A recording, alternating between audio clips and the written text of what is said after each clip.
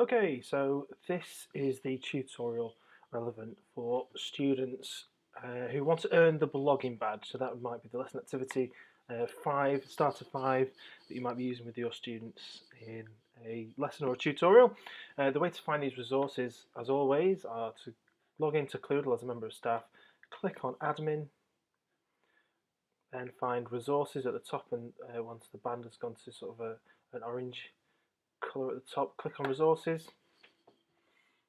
And now we can see all the different resources and checklists and lesson plans available for you. So we're going to look at lesson 5, blogging. Here's your lesson plan, which is broken up into different 5-minute sections. So you can have a read of that, print that off, keep that for your records.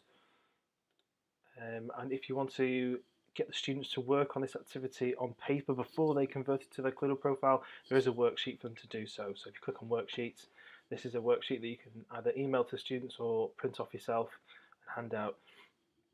Obviously, the main skill focus for this activity is written communication.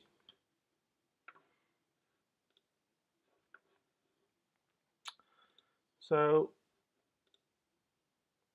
once the students have logged in, this will be their focus, this will be their home page, and they'll need to click on to build your profile basics button, which is where the lesson activity badges are all housed. So we're going to go down to the blogging badge, that's the focus for this one. Now they're going to need to activate it first. Once I've activated it, they've now grabbed that badge, they can start to add evidence in support of earning that badge. Now, if they were to click on what you need to do, it gives them a nice step-by-step example of all the things that they should be including for their first blog, for their first piece of content on their profile, their first blog. So write a blog expressing your opinions on a topic close to your heart. Examples might include political opinions, reflection on cultural ideals, top 10 films, persuasive article on your favourite sport, and an abstract debate such as what is better, a hobnob or a jammy dodger. It's very highbrow, these blogs. So we can recommend creating your blog using a word processor before transferring to Cloodle to ensure your spelling and grammar is correct. Write an appropriate register. Tag in the skill written communication. That's important. I'm going to show you how students need to do that. And then they need to click add work below, which is the button below, to upload your evidence to this badge. Remember to always click submit when you're happy and you want Cloodle to mark that badge and award it appropriately. So students' next activity would be to click add work, and then obviously it's going to be a blog. They might be a copy and pasting from a word processor as previously mentioned, or they might be writing it in here. Just a quick note, if they're going to write it direct onto Cloodle, whether the spell check shows up is all dependent on the browser settings. So most browser settings for Safari, Chrome for instance, the spell checks will work and will show up any grammatical errors. But just to flag up in case they don't, it's the browser settings which will dictate that.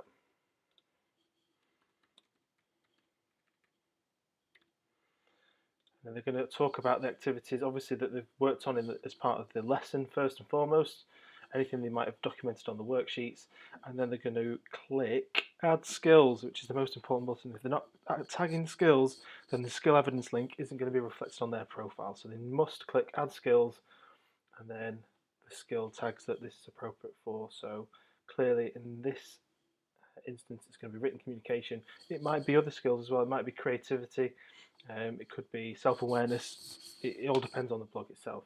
Once they're happy with it, they'll click publish.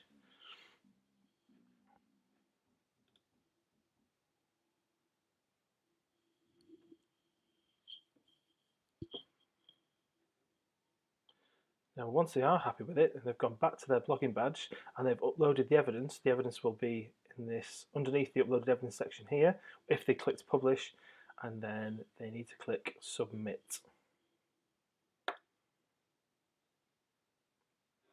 You then as staff can log in, go to your badges,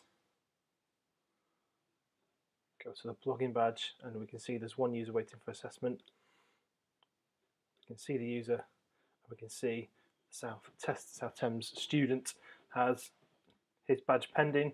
You can see the evidence, you can award the badge. Just to make clear, Cloodle does award all the badges that are for the preset employability badges that are already built into Cloodle. So we will mark those and they'll generally get marked every 5 days, so students shouldn't wait more than a week before their badges are awarded or return back to the student. If they return back to the student, they will receive feedback as to what they need to do to improve that, or what they're missing in that blog.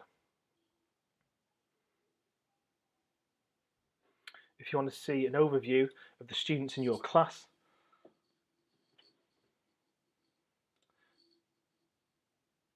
then you'd go type in the class, the tutor group, the class you want to look at into this section here, and then you'd go to badges, and then you'd want to click on the blogging badge, and all the students who've earned the blogging badge so far or are currently working on it would appear in this list here. You'd have a whole list of students who are in that class who've achieved that badge.